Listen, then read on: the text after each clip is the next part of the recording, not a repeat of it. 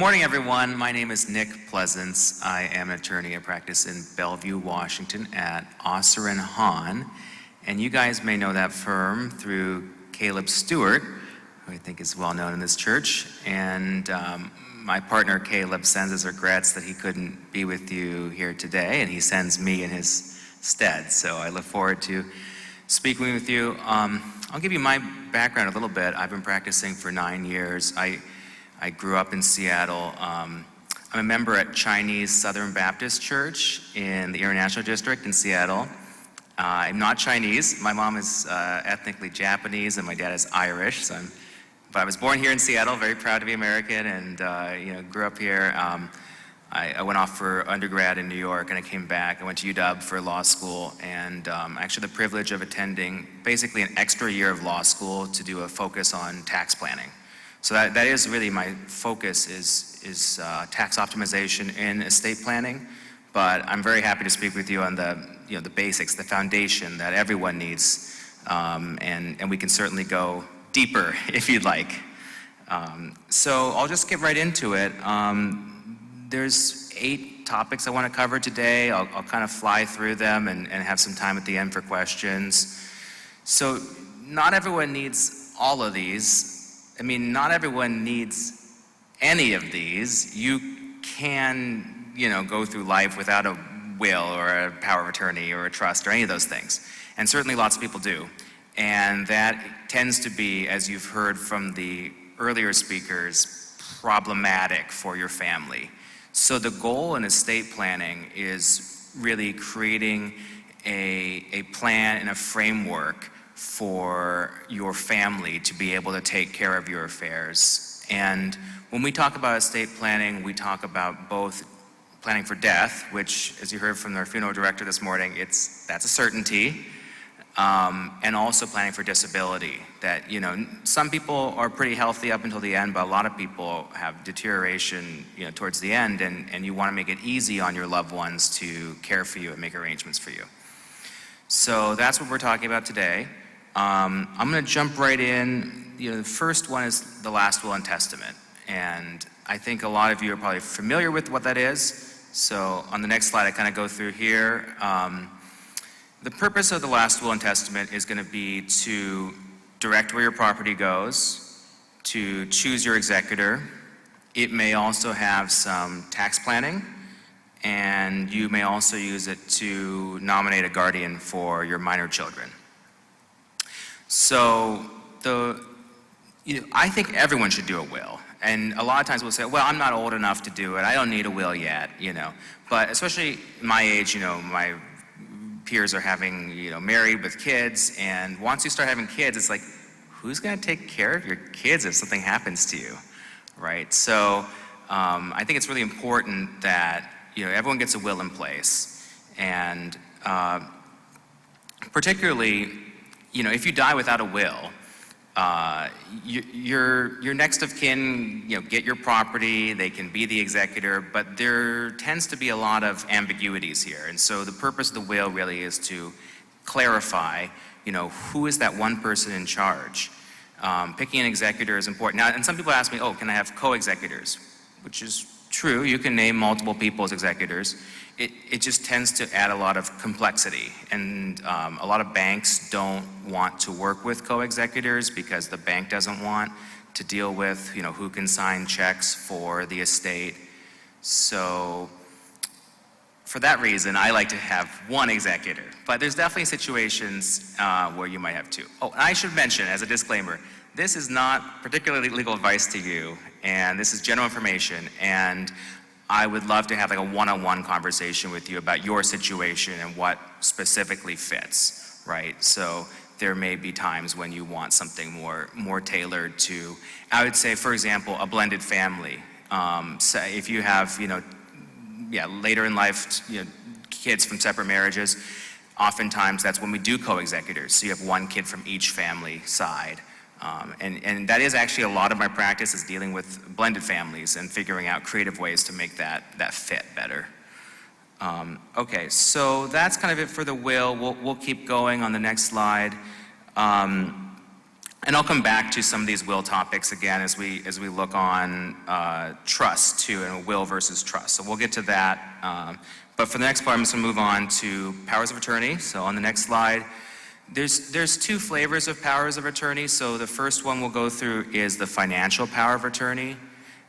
So will is for death planning, and a financial power of attorney, this is for disability planning. So it's effective while you're alive. Okay, so as soon as you die, your power of attorney terminates. That your agent under your power of attorney cannot make transactions after your death. That's a lot of ambiguity sometimes, but just being crystal clear, power of attorney is while you're alive, and then after you're gone, it would be your executor that takes control of your assets. Okay. Now, the financial power of attorney, you have a decision to make here as well. In Washington, we allow both immediate or incapacity. So that means if it's immediate, as soon as you sign it and it's notarized or it has two witnesses, that person is now your agent. They can transact business on your behalf. And this would be things like signing checks. They could even sell your house. They could close your business. I mean, these are all things that, especially if you end up in a car accident and you're going to have to go to rehab for an extended period, then you want your agent to be able to take those kind of, important actions. So that's the immediate side. The other side would be on incapacity. The difference just means that you typically would need a doctor's note saying the principal cannot make financial decisions themselves, they need assistance, and then that activates the power of attorney. So those are the two main ways you see it. Power of attorney can also be activated by a judge in like a guardianship or conservatorship proceeding.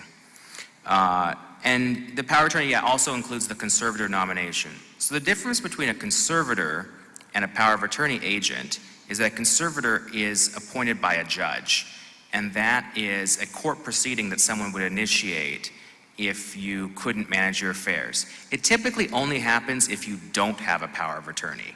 That's the burden you place on your kids. If you didn't do a power of attorney, now you're in the hospital, and no one can get into your 401k to pay for the doctors. Now they got to go become your conservator so they can get access to your finances. So we like to avoid that. You do see conservatorships sometimes, even with a power of attorney. That typically is when someone is prone to falling victim to a scam. So a conservatorship actually removes your constitutional rights in some capacities. So for example, a conservatorship I've done is for someone who was being scammed. We took away her checkbook. And so the power of attorney, that's a clarification, right? They can sign your checks, they can file your taxes, but they don't have a duty to do that. You still, the principal who made the power of attorney, you have the right to do your own banking still. But under conservatorship, you tend to lose those rights. And you're saying, okay, you no longer are allowed to sign checks. Now your conservator has to do it for you.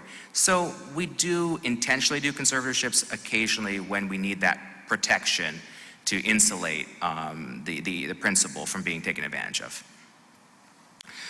Okay, next slide, we have the healthcare power of attorney.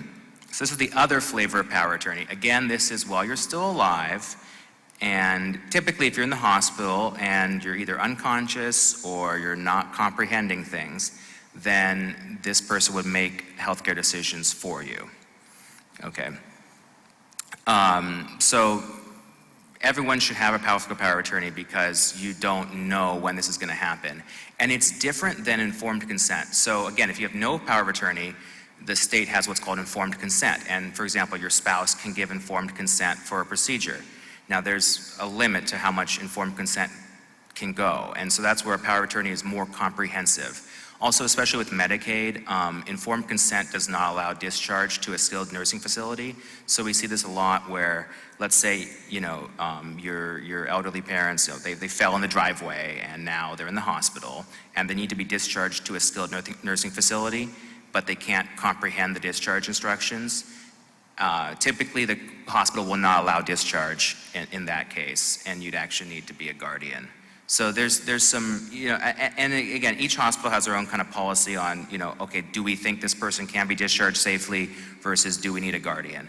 But having a healthcare power of attorney certainly would protect that and say, yeah, this is the agent, they have the ability to do it instead of a guardian. You typically aren't going to need a guardian as long as you have a power of attorney. Now, we do include a guardian nomination in the power of attorney. We typically nominate the agent to be the guardian. And again, just like the conservatorship, there are times that you might want a guardian. Just because you have power of attorney, the guardian has a little more authority to place. So sometimes this happens if you have dementia with behavioral disturbance. Sometimes those folks don't want to go into a memory care facility, and now we need to kind of push them across the finish line to get them to a safe living environment. Then a guardian typically has a little bit more authority to place them and get them there. But technically speaking, power of attorney should be able to do that. And again, people have to voluntarily go into those facilities. You can't actually do that. You can't actually place someone anywhere against their will. So yeah, I don't really think guardianship is like something we choose to pursue. We typically only are pursuing it when there is no power of attorney. I also mentioned a minor children authorization, so we include that. So for example, let's say, I was in a car accident, now I'm in the hospital, and someone's gonna need to make decisions for my minor children. I usually include that in there that whoever my healthcare agent that would make my healthcare decisions could also make those for my children. Okay, next slide, we're looking at the healthcare directive. So this is like a totally optional form, but you heard earlier in the day about making it easier for your kids. So this is a very specific situation when you are in a terminal condition and the doctors do not think you're going to come out of it, and a permanent unconscious, so you're essentially vegetable. And when you're in a vegetative state, you can't make this decision, so this is your chance to make it in advance. This is different than a POLST. I get asked that a lot. I'll have the bright green form on my fridge. That's the physician's order on life-sustaining treatment. So a POLST is typically, very end-of-life stage, maybe last 6 months to a year. You want to decline, CPR, that kind of thing. That's something you do with your doctor. But what you can do with us in the estate planning phase is saying, yeah, I've considered this vegetative state and I want to decline further treatment. And then you also have the option on that form whether you want to decline artificial hydration nutrition. There's some disagreement in the medical community. I mean, some folks want to remove the feeding tubes so that you would pass quicker. But other folks also feel like dying of starvation or dehydration would be more painful. So you have the option there. Technically, you actually can add or remove any of the terms. There's just a state form we give you, and you could revise it as you see fit. Other states have slightly different implementations of healthcare directives. So if you move, let's say, to Oregon, they have a much more robust advanced directive. Then you probably want to redo it when you get there. But on the flip side, if you moved from Oregon to here and you had an Oregon directive, we'd probably just leave it because, generally speaking, Washington hospitals would honor that. I also would say that the healthcare directive doesn't override the power of attorney agency. So the power of attorney agent is still going to make your decisions for you. But this is really a way to, again, help your agent say, yeah, this, I already considered that if I was in a vegetative unconscious state, I would want to be allowed to pass naturally. Okay, next slide, we have the HIPAA authorization. Again, this is one of those optional forms, and many folks may not choose to do this. So if you don't do a HIPAA authorization, who can have access to your medical records? Well, typically nobody. HIPAA is the privacy. No one gets access to your records. Now, if you do a power of attorney for healthcare, and if you are unable to make your decisions, then the hospital would let your agent under the power of attorney access your records. But that's only one person. So I'll use my family, for example, and apologies in advance to my parents because I've been bugging them to do this. But right now, my parents are both alive, and they're each other's power of attorneys. So my mom can see my dad's records, my dad can see my mom's. But my brother and I, we can't see our parents' records. And that is kind of concerning sometimes when, they go to the hospital and we say, well, what did the doctor recommend? And they say, oh, it's like, no, actually, I don't know. It would be very helpful if I could call the hospital and ask for a copy of your records. And so that's why you do a HIPAA, and you would add your kids typically, right? So then your kids can see your records. They can talk to the doctors. It's not saying that they can make decisions for you. It's just access to the records. which then they can see your discharge summary, what were the recommendations. It allows your family to be more involved, especially if your kids don't all get along. And let's say you picked, my oldest child is my healthcare agent, right? But then the other ones, they can't see the records. And so a HIPAA allows them to see the records, talk to the doctors, and then feel like they're more included in the process. So again, not for everyone, but I like to recommend it, when the situation fits. Next up, I'm just going to talk a little bit about funeral burial instructions. Now, you got this from Pastor Paul this morning, so I won't go over this in too much detail, but just really reiterating what he said, that it can be, again, difficult if someone dies without these instructions. I mean, if you're married and your spouse survives you, that's fine. Your spouse is your next of kin. They can take care of things. But once both spouses are gone, then it's a majority of the adult children who make the decision, and they may be spread out across the country, and that's a pain in the butt for the funeral home to get all of them tracked down. And so having a plan in place on this is really helpful. And I recently did a probate for someone that didn't have a plan like this in place, and they had a executor who was not their next of kin, and now the executor and their sister have to kind of make a deal here about who's going to pay for the funeral, how the funeral is going to be set up, right? So these situations come up, and it's difficult, and so it's just always better to have this. Now, I do often put this in the will. I would just say, I wish to be buried in this manner, or I wish to be, buried in accordance with my prearranged or prepaid, or, you can put that in the will. Again, that satisfies the requirement that it be a signed writing and have at least one witness. And so I know, Pastor Paul mentioned there's a form here, so if you want to do it through the chapel, that's great. They have a form and they have a plan for that. And and this can be, with prepayment of the burial cost, or it can be even without it. You may still just want to do the form, and that can be really helpful. Next, I'll talk a little bit about trust planning. So this is all optional. This is like when you really want to help the kids out. So something to understand about wills. Wills are great, but for a will to be legally effective, it has to go through probate. And what that looks like is taking the original with the wet ink, getting it down to the courthouse, applying to be the executor, having the judge read the will, appoint you as the executor, issue letters testamentary. Is a whole process. A typical probate is looking at $3,000, $4,000, $5,000 of legal fees on the easy side. And that is something you can completely avoid if you do a trust. And it will just avoid the expense of probate, the hassle of going to court, all those kind of things that your kids don't need more difficulty right in those early stages after you passed. So it simplifies the transfer, because a probate typically has a 4-month waiting period where you notify all the banks and see if there's any credit card debt or that kind of thing. Trust is not required to go through any kind of waiting period. So, under a trust, your kids could sell your house within, weeks of your death, not months. And that can be a huge blessing to them if they're, looking for funds, or they're looking, especially to pay for, funeral and other things, right? So we like trusts. They have a lot of advantages. They are more work. I'll just be really honest with that. The con is we typically are going to have to update the deed to your house. We're going to have to work with your financial advisor to update the titling of your brokerage accounts. We're going to do an assignment of your vehicles. We're going to do, assignment of any business interests. So there's a lot of steps in actually funding the trust, so it's set up correctly. But if you do it correctly, it can be a really great advantage. The other thing I'll mention on tax planning, so we do have an estate tax in Washington. The state of Washington lets you exclude the first $2.193 million of your wealth in transferring. But anything over that, we do have an estate tax. So it's not collected when the first spouse dies. So, okay, husband and wife, husband dies, wife inherits everything, okay, great.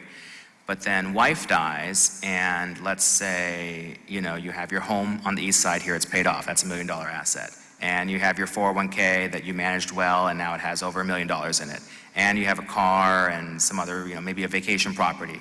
Well, now we're over 2 million, and we're looking at how much estate tax do we owe. So that is really something that it creeps up on folks. I know, people my age don't really have, $2 million in the bank, okay, fine.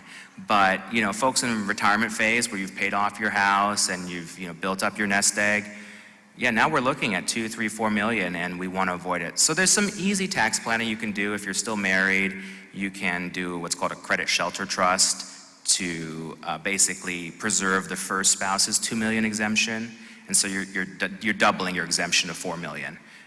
But with the credit shelter trust, then it's really helpful to have things in a living trust, because you can put the credit shelter trust plan into a will, but it's also something to note is that your will only covers things that are not designated. So what you'll see if you work with a financial advisor, like doing your 401k, your IRA, or Roth, they always ask, oh, do you want to designate beneficiaries on those accounts? And when you designate a beneficiary, you're instructing the financial institution to pass that asset according to their policies and who you designated. And that takes it out from under your will. So your will does not cover things that are designated. Where this becomes a challenge is when you want to fund a credit shelter trust that is in a will, but everything was designated. Now your will covers nothing, and you actually really have a difficult time funding the credit shelter trust. And there's things we do to unwind that. We can do various agreements where we actually posthumously remove the beneficiaries on brokerage accounts. Done that plenty of times. Or we come up with creative things like a disclaimer, so even though you designate it to your kids disclaim it, then it brings it back into the will, then the will can push it into the credit shelter trust.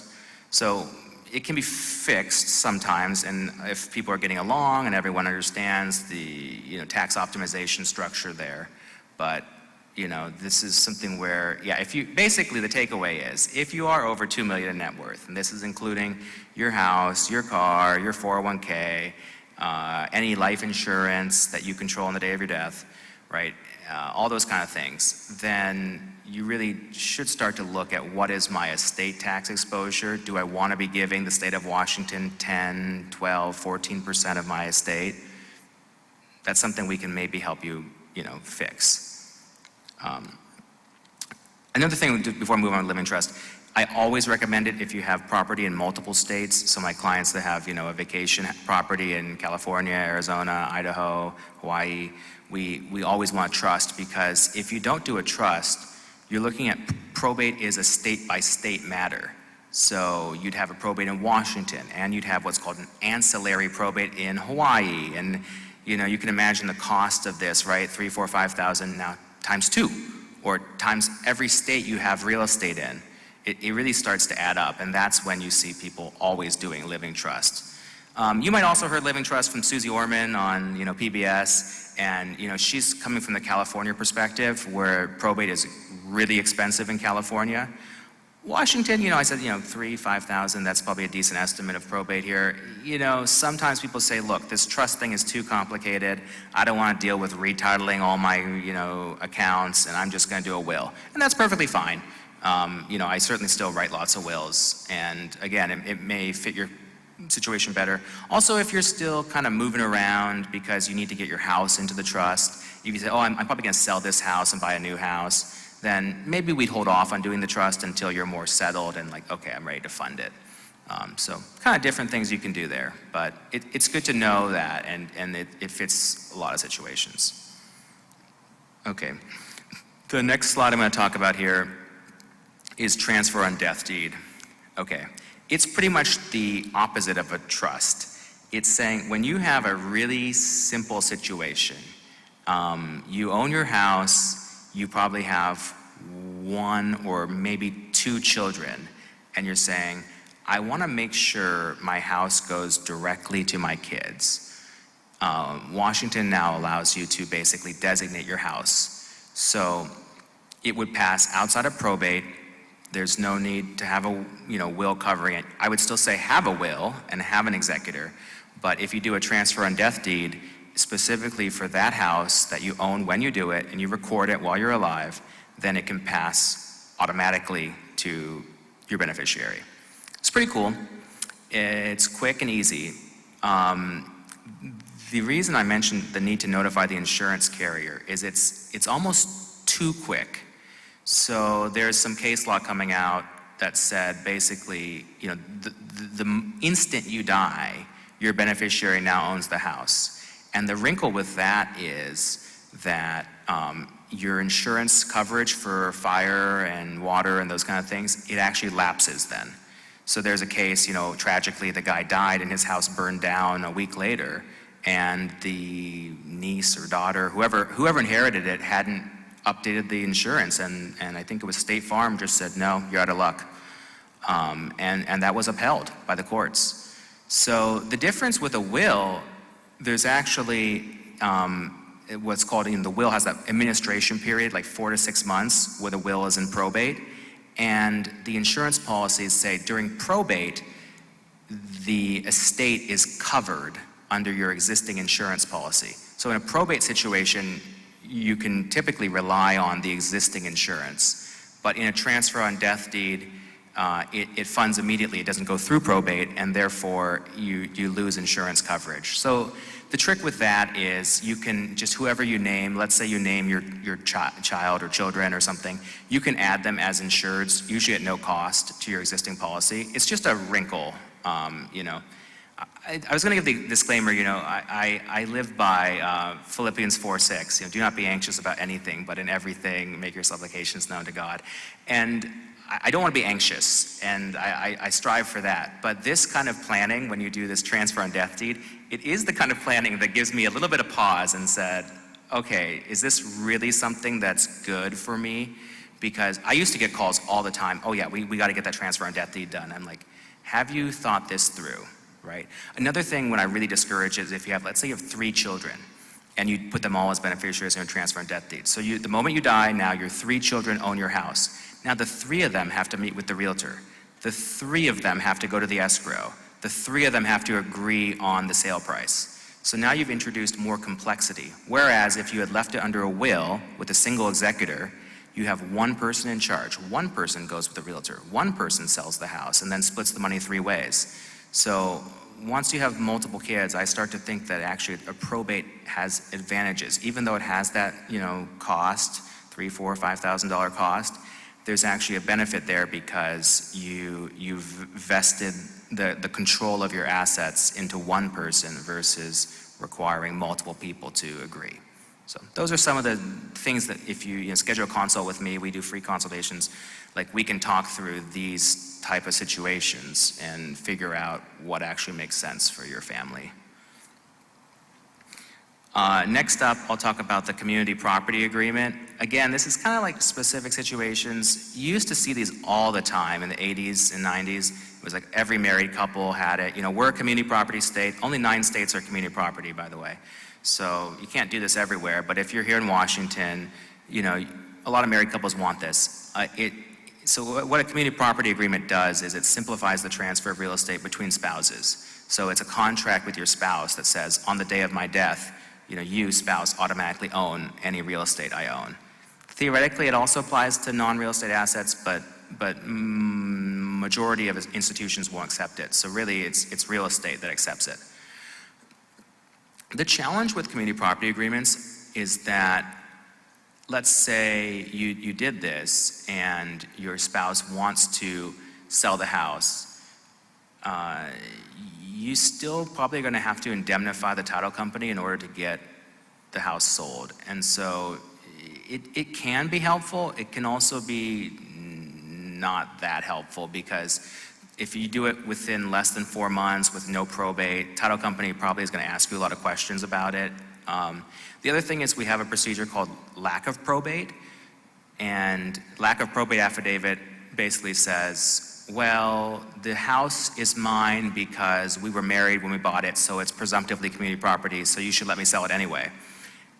So 9 times out of 10, the lack of probate would do the same thing that a community property agreement does.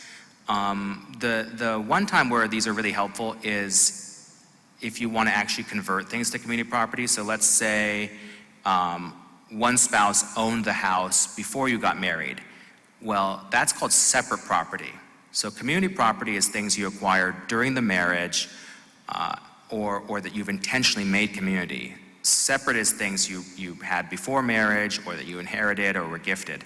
And so let's say the house is separate property, then a community property agreement actually makes a lot of sense because it converts it to community and then passes it on. You might also just prefer to do a deed. I like to do those a lot. Just it gives this spouse who's not on the house some peace of mind that they actually do own the house. So yeah, if you came in and said, oh yeah, the house was mine before I got married, I would say, well, do you want to add your spouse by deed? Because that might give them, more peace of mind. So again, we can do it. We can include it, in our packages. We typically don't charge extra for this document. It's just something that not everyone needs. So I'm kind of reaching the end of my talk here. Hopefully you've learned a lot, and I'd be happy to open up for questions.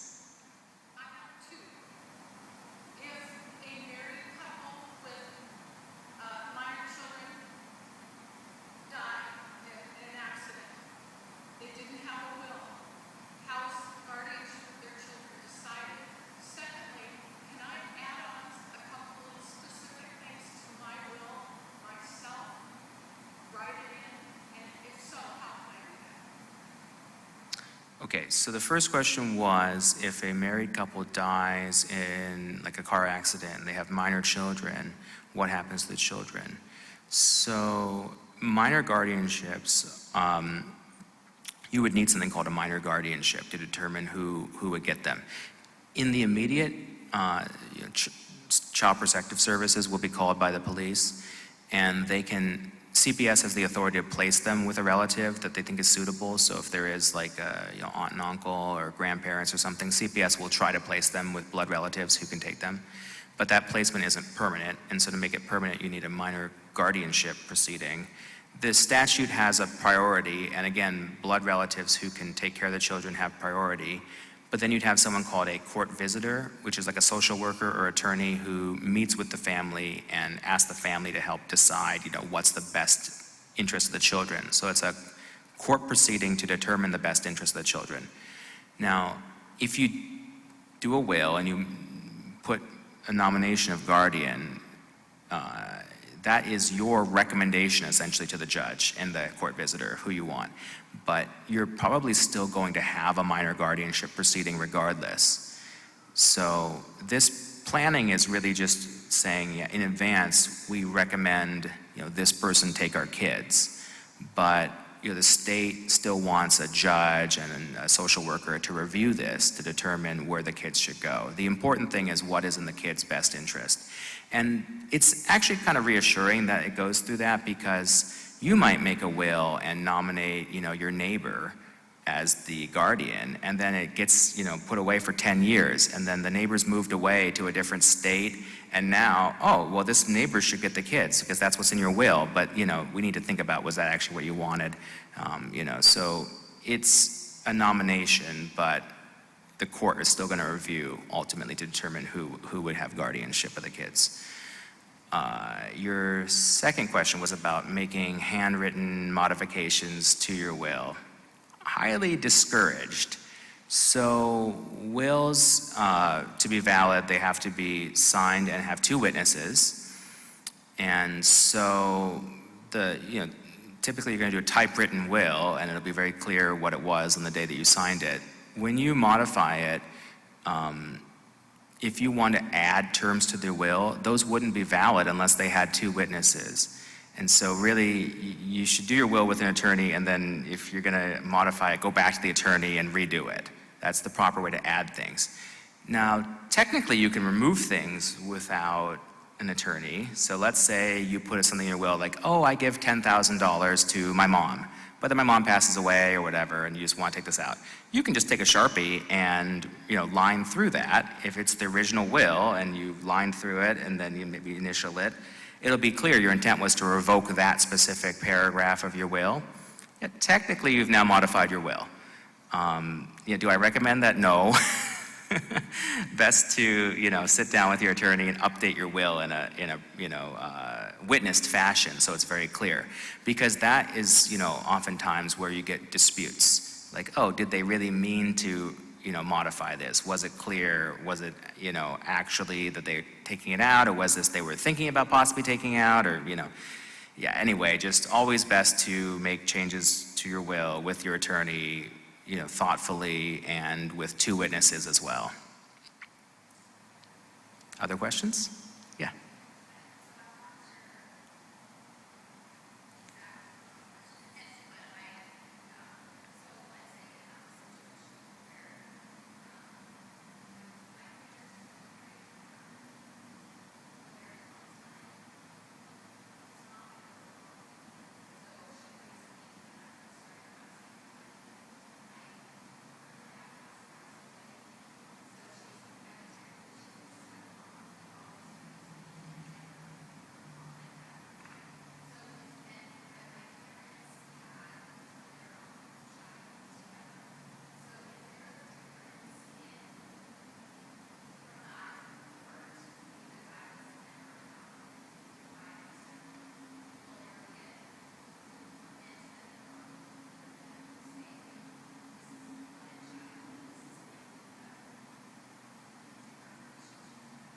Yeah, okay, so the question is, if you have a stepchild relationship but were never legally adopted, would the court look at that differently? The short answer is yes.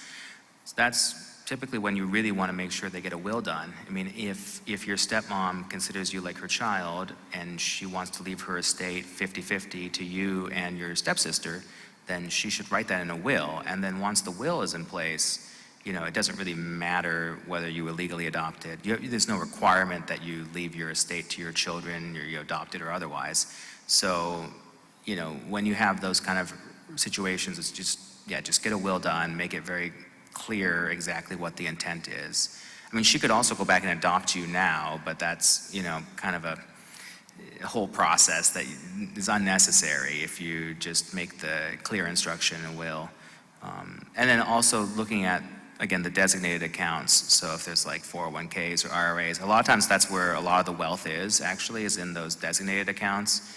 And sometimes those will automatically go to folks. So like, for example, like an IRA without a beneficiary would automatically go to your spouse, even if you didn't write your spouse in.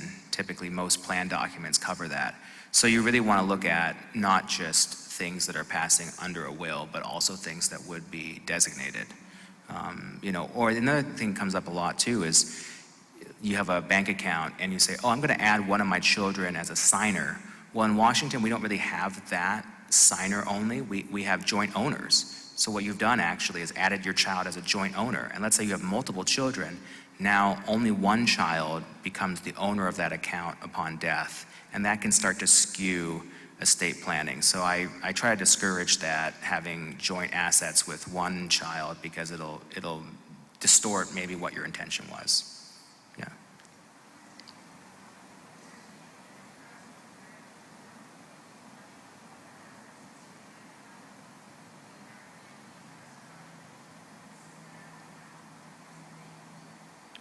There are pros and cons with trust planning.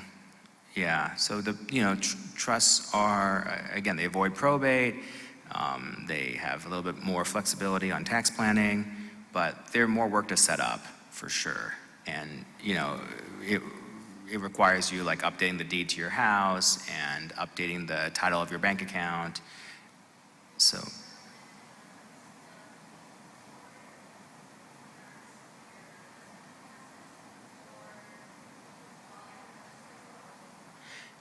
Yeah, you can do it either way. You might do it as a joint trust where the two of you set this trust up together, and then you jointly pool all your accounts in. That'd be most typical, but you can also set it up afterward. If you don't set it up before the husband passes, then you're going to lose that ability to do the credit shelter planning. So credit shelter planning, if you're over that $2 million exemption and you want the extra $2 million, that's got to be done, while the person's still alive. There's no way to do a credit shelter trust after they died if it's not already in their plan. But, you could still, just for your own sake, after husband's gone, you might still set up a trust. And that might be the right timing, honestly, if, you're young and you're still moving around and you're just like, trust is too complicated, not for me.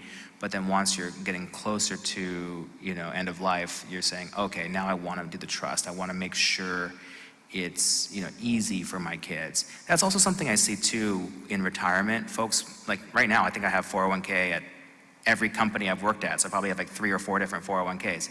But as you get closer to retirement, you might say, okay, now I want to kind of combine them all at one place. I want to have one IRA that I have to check, and that'll make it easier for the kids, right? So those are kind of some things you think about, and the trust plan might fit in at that time. Yeah.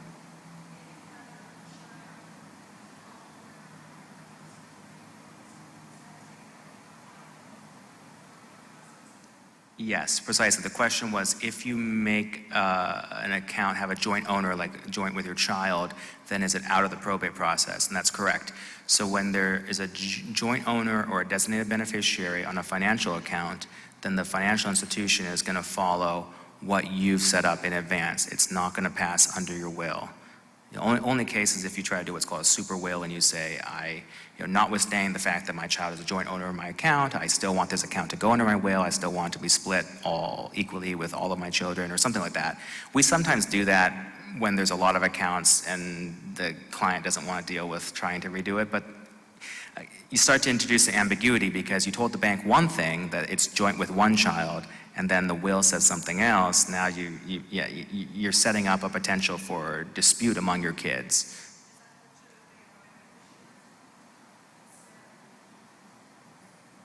Well, yeah, beneficiaries, that also will not be under probate then. If you've set up beneficiaries on the account, then it's just going to follow who you've set up. Exactly. Not through the will. Yeah, question over here?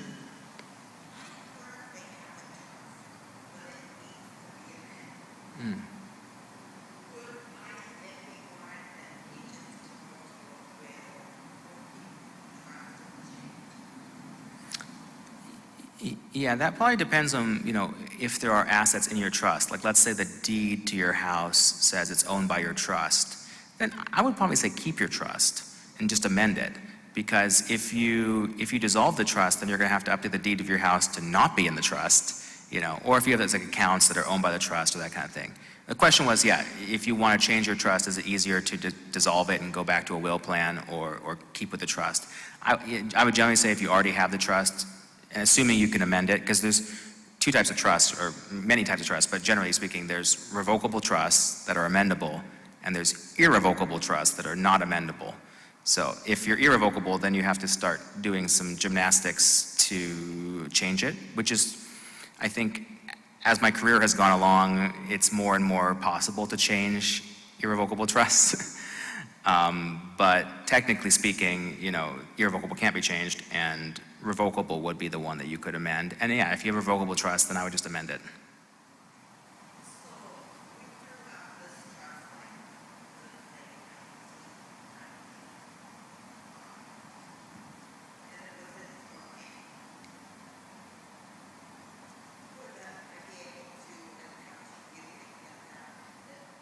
Yeah.